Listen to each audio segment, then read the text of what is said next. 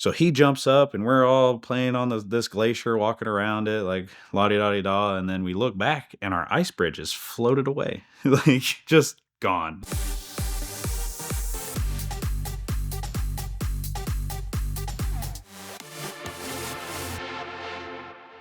So in June of 2023, a friend of mine, Phil Balmaceda, and I drove his C601 to Alaska from Tulsa, made about a 10,000-mile round trip, and it was crazy. Towards the end of the trip, the guys that were running the event were like, "Hey, we're going to go up to a glacier after this. Like, do you want to come hang out with us?" I'm like, "Yeah, I've never seen a glacier. Like, I would love to go up and kick the glacier." We went and they took us out there. Well, Tim, the guy that was running the event, he had his big Dodge truck, and his big Dodge truck is like it's an old 392 Hemi, kind of like a power wagon. I think it's a third gen truck, whatever it may be, on like 40s, and it's just his play toy. And so we went out there with that and a few side by sides, and then my buddy Phil that was with us rode a four wheeler. So we went out to this glacier, and the glacier's like was massive and completely breathtaking. Like I've never once seen anything like that. And if you've never seen a glacier, like it's wild to think about how deep the water around it is, and everything sand wise around it is quicksand, and you'll fall into it and have a hell of a time getting out of it. So there was like an ice bridge, if you will, to like get on the glacier. And I was like, well, when in Rome, like let me go get on the glacier. I started to get up there and I had second thoughts, and one of the locals was like, I'll get up there. And so he runs up there and jumps and makes it on, and Phil runs up there and jumps and makes it on, and sister runs up there and jumps and makes it on. And so I'm like, okay, I gotta go now. So I run up there and jump and make it on. Christopher Michaels decides that he's going to go and jump up there. So he jumps up and we're all playing on this glacier, walking around it like la di da di da. And then we look back and our ice bridge is floated away, like just gone. So we had spent the better part of, I think, an hour and a half to 2 hours wrangling other ice bridges over to try and get us back over here. And so we had gotten Phil's sister back, and we got Phil back over, and it was just me and Christopher Michaels on this damn ice bridge. And he would not go. Like, you just got to jump to there and then jump back to there. You're going to get a little wet. You're going to be fine. We're leaving after this. And just wouldn't jump off the dang glacier. I don't know. It had to have been, it felt like 20, 30 minutes had gone by of us trying to encourage him. And he's trying to direct the locals to like, hey, bring it a little closer here, a little closer there. And after a while, I was just like, man, I'm going to get really stuck on this glacier. If that piece of ice floats away, like I'm going for a swim. Hindsight being what it is, we would have been A-okay if we had ended up in the water, because we can all swim. There was plenty of people there. The worst part about it is you would have had to ride in your skippies all the way back in the heated side by side. But in the moment, like we felt like this was the end.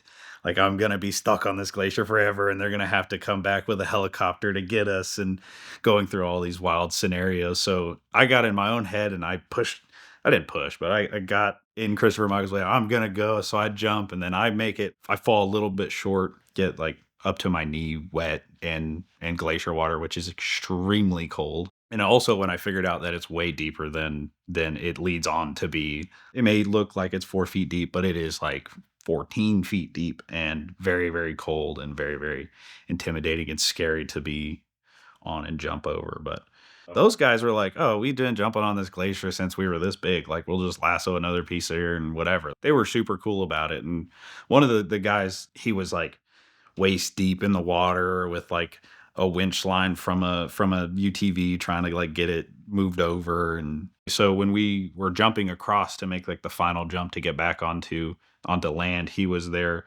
with a rope. So he was like pulling us and catching us and like throwing us back over. And that guy was a hoot, because he was born and raised in Alaska. So like all he knows is Alaska, whatever, and was like pulling sausage out of his damn overalls and just like, you guys want a piece of sausage? I'm like, dude, we're so hungry. We'd love a piece of sausage. We all ended up being okay, of course, and Christopher Michaels ended up building the courage to jump and make it over. And the locals were really, really awesome to us. Like, we didn't know what to expect, and we really were kind of shocked about the people that were in Alaska, because like, as you know, they're either really nice people or they're like people running away from very, very bad crimes. While we were in Alaska, I think it was Palmer. We were just driving. I don't remember where we were going, but we looked in our rearview mirrors and there's like a group of bikers behind us and they're revving and doing their thing. We're like, what is going on with these guys? And so they pass us and they pull into this little church thing. And I was like, that's weird. It's like, I think it was Monday or Tuesday. We get stuck at another red light and so we're like kind of watching them. Like, that's not a church. Like that can't be a church. And so we when we pass by them, it is pitch dark in there and they have like a red glowing light. And I swear on everything, I watched a dude do like a bump of coke off of a hooker's ass. Like it was just just wild, crazy stuff that's out there. But then you meet a guy like Steve who's like, you want a piece of sausage that I like? This is deer sausage that I made. Like, here, have a piece. And they sent us home with all sorts of random snacks. Like, I've never had an array of different meats made by random locals ever. Like, we got sent home with some like reindeer sausage and we ate bear and weird all sorts of other animals while we were there. We had like squirrel stew and all sorts of random stuff. Like when we were doing it, we were like, if it's weird or quirky, we're gonna do it. Like that whole trip was wild because that was a guy also that I never thought I would ever meet, let alone run into and be friends of friends with. And now, of course, we've kind of grown to be pretty okay friends over this past year. But that whole trip was surreal. Just the whole all of it was just wild, and it had opened so many doors to talk about it and kind of explore other options with it. Like I had done work with this particular magazine for a little while now, but I got my first magazine cover because of this trip and my first full spread and story, and it was a really beneficial. It was a very scary trip for us, but it was a very like awesome trip in that manner. Where, I mean, hell, it even got me here to talk to you. So it's yeah, a wild trip. And so if you're thinking about doing something, man, just do it because you never know where it'll take you. This month of VINwiki Car Stories is brought to you by Bridgestone. We've talked a lot this year about the Potenza range of tires for sports cars and supercars, but what I'm personally most excited about right now is the Dueler AT Ascent. It is their latest and greatest tire for on-road and off-road capability. I've tried so many tires for my off-road kinds, but this really seems like it's going to be perfect. It's got full-depth interlocking 3D sights and is their latest and greatest product, so it should give me all the off-road capability and wet and snow and everything else that I want to put it through, as well as much better road manners. So check them out as well as the whole range of Bridgestone products to find out what's perfect for your ride at the link in the description below, and look forward to more amazing content on VINwiki from Bridgestone.